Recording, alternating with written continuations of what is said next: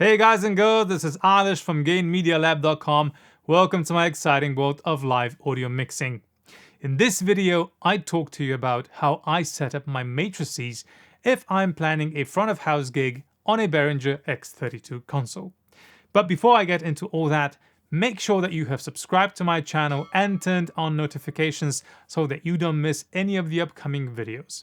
With all that out of the way, let's go.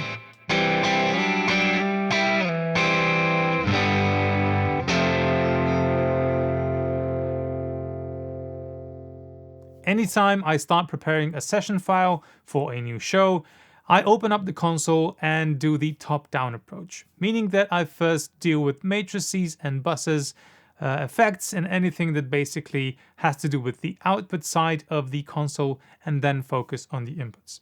In today's video, I want to show you how I set up my matrices on a Behringer X32 console if I am running in front of house mode, because that will be slightly different than running monitors or running a combination of both. Let's just jump into the computer and I'll show you what I mean.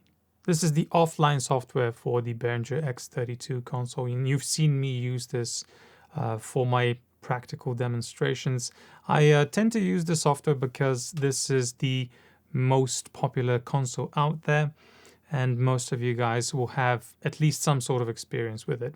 There's also one more thing that I really like about it, and that is it strips you down to think about the essential things. So if you only have 5 or 6 channels of matrices and a limited number of buses, you really have to think about how best you will use them if you are limited to just a specific number of channels, and that number is sort of limited to the processing power of the console. So we were talking about matrices, and this is how I set them up. Most of my work is done via these 4 channels of matrices. So I use my matrices in terms of the PA subdivision. So main, left, right, if we go to the channel, will be stereo linked, and these are now my left and right PA system control. And then the sub is going to be a mono matrix, and a front fill is also going to be a mono matrix. And with this setup, I can control a lot of the things within most of the venues that I work in. I also use this additional stereo setup called record, a specific matrix output that can be sort of multifunctional. I'm using it if I have to send signal, let's say, to a video production facility, or if we want to do an out of console recording. So somebody brings in their let's say SD card recorder or whatever, and we plug it into the console through 2 XLRs, and this is basically my feed. If the venue needs an additional delay tower, this record matrix becomes that delay tower control. So it sort of works in both directions. Why do I use matrices? Well, first of all, it allows me to keep my main bus, so my left and right bus, without any EQ that would be required to adapt to the room that I'm in. So I can leave this master bus EQ intact. I can leave basically the dynamics intact if I want to, and then just work through the matrices, and I have an additional EQ and dynamic processing option at this particular point. So the matrices, main, left, right, sub, and front fill, are the place where I would put in the EQ for correction for the room itself.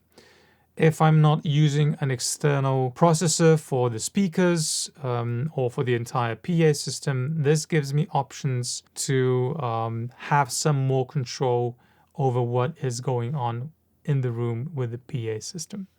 Now, this record matrix tends to get slightly different processing, especially when it comes to dynamics. This compression module will get some sort of a limiting probably setting on it. If I'm using it for a broadcasting purposes or whatever, I want to sort of have a bit more CD quality or playback quality through that particular output.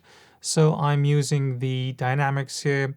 Also, I might be using one of the processes in the effects channels. So this one, let's say, gets swapped out for some sort of a limiter like this one, precision limiter, and this would then be patched into the record matrix. So this is basically what happens on the matrix side. It allows me to keep my main left-right bus intact in terms of EQ, or I can use it to address the EQ in terms of tilting the mix towards the darker or lighter side, depending on the mood, depending on the genre, depending on the night, on what is going on.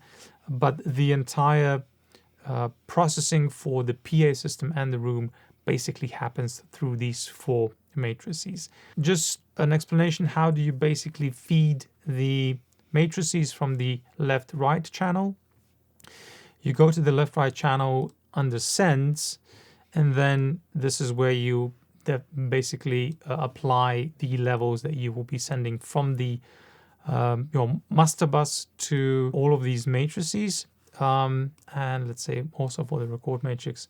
So that allows me to have a different setting for the subs, a different setting for the front fills. This allows me to have different delay settings as well. So it's a perfect system to sort of route everything that you need to have routed and have specific control over various elements of your PA system through these matrices.